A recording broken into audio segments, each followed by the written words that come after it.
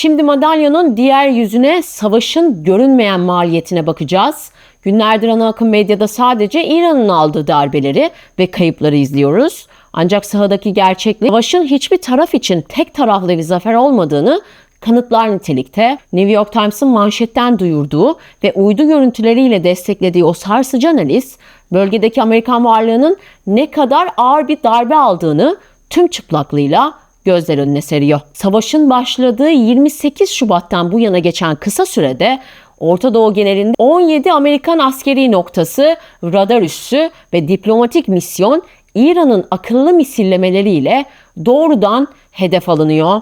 Bu veriler bize gösteriyor ki modern savaşlarda teknolojik üstünlük bile tam koruma sağlamaya yetmiyor. Çünkü savaşın kazananı olmaz diyerek detaylara geçeceğim.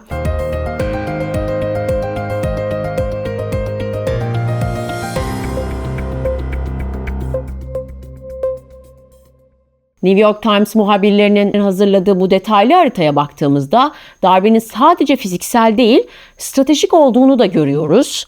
Detaylara geçersek en büyük yıkım Katar'da yaşanıyor. Amerika'nın Orta Doğu'daki gözü kulağı olan tam 1,1 milyar dolar değerinde dev erken uyarı radar sistemi İran'dan fırlatılan bir kamikaze drone sürüsü tarafından deyim yerindeyse tırnak içinde kör edildi.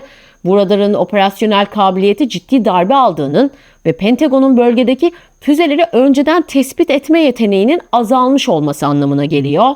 Analizde yer alan en çarpıcı detaysa dünyanın en gelişmiş hava savunma sistemi olarak bilinen THAAD bataryalarının İran'ın ucuz ama sofistike drone sürüleri karşısında yer yer çaresiz kaldığını görüyoruz. Hasar listesi Katar ile sınırlı değil elbette. Bahreyn'deki 5. filo karargahına yapılan saldırı deniz kuvvetlerinin kalbinde 200 milyon dolarlık bir enkaz bıraktı ne yazık ki. Ancak bu rakam sadece buzdağının görünen kısmı olabilir. Zira bölgede görev yapmış eski bir askerle yaptığım interview'da gizli tutulan lojistik hasarların ve operasyonel kayıpların maliyeti çok daha yukarılara çekebileceği bilgisini aldım. Ayrıca Kuveyt, Riyad ve Dubai'deki diplomat temsilcilerin güvenlik gerekçesiyle süresiz olarak kapalı durumda olduğunu da biliyoruz. Ve bize bu tablo bölgedeki Amerikan etkisinin son 30 yılın en düşük seviyesine gerilemesi anlamına geliyor. Pentagon içinden sızan Amerikan kulis bilgilerine göre de Trump yönetiminin o çok güvendiği ve hızlı ve kesin zafer planı İran'ın bu yaygın ve maliyetli olmayan misilleme stratejisiyle gecikmeye uğramış olabilir. Amerika basınında konuşan askeri uzmanlar da şu şekilde uyarıyor.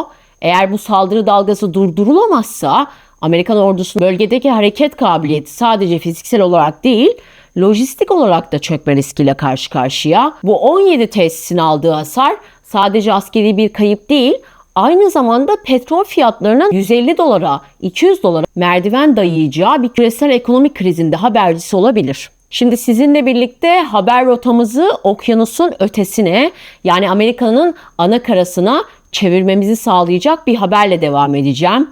ABC News'in ele geçirdiği ve Kaliforniya polis teşkilatlarına gönderilen gizli bir FBI uyarısı, savaşın sadece Orta Doğu ile sınırlı kalmayabileceğine dair ciddi iddialar ve soru işaretleri doğuruyor. FBI'nin yayınladığı bültende yer alan bilgilere göre İran'ın Amerika'nın West Coast'u yani batı yakası kıyılarına, yani Kaliforniya'ya yönelik bir drone saldırısı planladığına dair ciddi ama henüz doğrulanmamış bir istihbarat mevcut.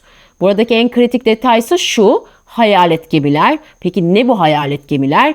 İstihbarat İran'ın ticari görünümlü gemilere kamikaze dronlar yerleştirip bunları Pasifik Okyanusu'ndan havalandırarak Los Angeles, San Diego veya San Francisco gibi kritik hedeflere gönderebileceğinden endişe ediliyor. Bunu belirtmekte fayda var. Bu bir iddia ve doğrulanmış bir durum yok. FBI uyarısında elimizde kesin bir zaman veya hedef listesi yok. Ancak İran'ın bu yönde bir arayışı, bir motivasyonu olduğunu biliyoruz deniliyor.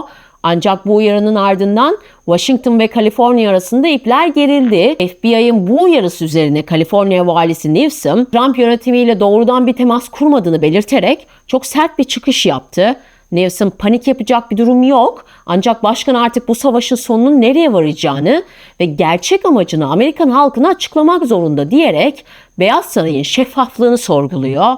Ancak halk arasında ve bağımsız analizlerde çok farklı bir iddia daha konuşulmaya başladı. Bazı siyasi gözlemciler bu FBI uyarısının zamanlamasına dikkat çekiyor. Halk arasında konuşulan iddiaya göre bu uyarı aslında somut bir saldırı istihbaratından ziyade Amerikan halkını savaşın gerekliliğine ikna etmek için kullanılan bir toplumsal baskı aracı olabilir. Yani savaş binlerce mil ötede değil, kapınızın önünde tırnak içinde mesajı verilerek hem İran'a karşı yürütülen operasyonlara yönelik toplumsal desteği artırmak hem de olası bir büyük saldırıya karşı kamuoyunu psikolojik olarak hazırlanmak hedefleniyor olabilir. Kısacası halkın korku üzerindeki konsolide edilmesi yönetimin elini savaş masasında güçlendiren bir stratejik iletişim hamlesi olarak da yorumlanabilir. Özellikle San Diego'daki Camp Pendleton gibi dev askeri üsler ve enerji tesisleri alarm seviyesini üst noktaya çıkardı. Ben de şu an bölgede ve San Diego'da yaşayan biri olarak bu hareketliliği bizzat çıplak gözle gözlemliyorum. Özellikle Oceanside hattından downtown'a doğru gelirken gökyüzüne baktığınızda askeri uçakların alışılmışın dışında çok sık aralıklarla devriye attığını, gökyüzünde sürekli oval çizen kontrol uçuşları yaptığını net bir şekilde görmek mümkün. Bu sadece kağıt üzerinde bir uyarı değil, San Diego semalarında son günlerde duyduğumuz o jet sesleri tehdidin ne kadar ciddiye alındığının, iddianın ne kadar ciddiye alındığının somut bir kanıtı olabilir. ABC News'e konuşan güvenlik uzmanları da bu tür bir asimetrik saldırı olasılığının Amerika tarihinde bir ilk olacağını, ek olarak İran'ın Meksika üzerinden sızma ihtimalinin de masada olduğunu belirtiyor. Savaşın binlerce kilometre öteden gelip Amerikan kapısına dayanma ihtimali şu an Kaliforniya sokaklarındaki konuşulan konulardan biri. Ayrıca Camp Pendleton gibi askeri üsler ve Los Angeles limanı çevresinde devriyeler sıkılaştırıldı.